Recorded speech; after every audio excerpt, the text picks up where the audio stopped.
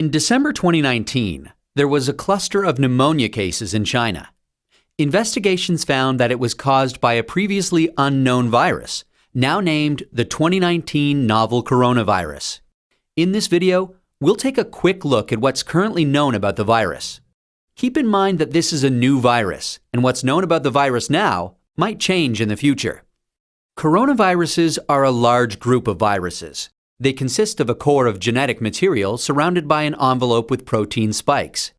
This gives it the appearance of a crown. Crown in Latin is called corona, and that's how these viruses get their name. There are different types of coronaviruses that cause respiratory and sometimes gastrointestinal symptoms.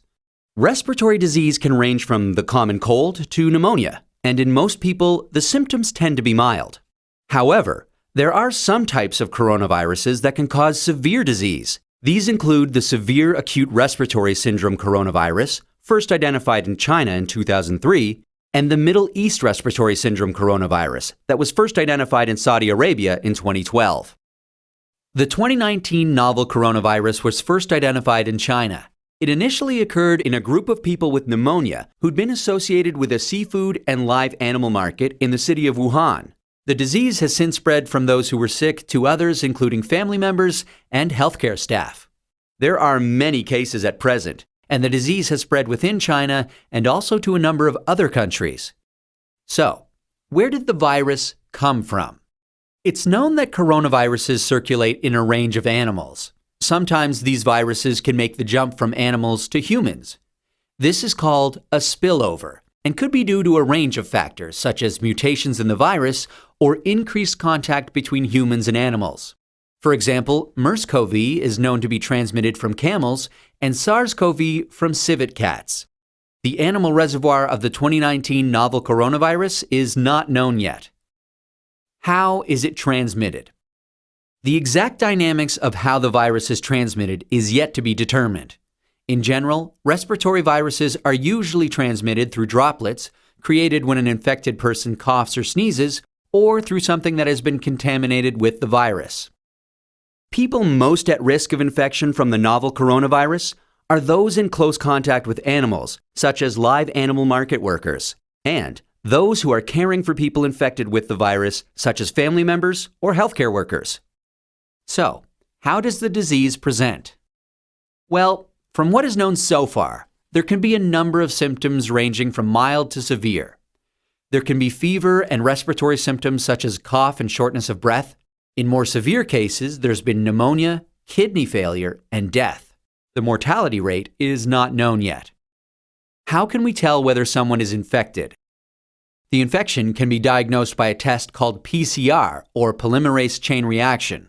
This test identifies the virus based on its genetic fingerprint. There's currently no specific medication for the virus, and treatment is supportive care. There's currently no vaccine to protect against the virus. Treatment and vaccines are in development. How do we prevent transmission of the virus? This new virus currently has a limited geographic spread. However, there are a number of standard hygiene practices that have been recommended to protect against infection and further spread. These include covering your mouth and nose when coughing or sneezing with a medical mask, tissue, or flexed elbow, avoiding close contact with those who are unwell, the appropriate use of masks and personal protective equipment, especially in a healthcare setting, washing hands regularly with soap and water or alcohol-based hand rub. Actions that can be taken to prevent infection from an animal source include avoiding unnecessary unprotected contact with animals, washing hands after contact with animals or animal products, and ensuring that animal products are cooked thoroughly before they're consumed. It's important to stay home if you're feeling unwell, but if you have a fever, cough, and difficulty breathing, seek medical care early and share your previous travel history with your healthcare provider. That's a quick look at this emerging infectious disease. Given that this outbreak is evolving rapidly, what's known about this virus can change. Please check the websites below for the most up-to-date information.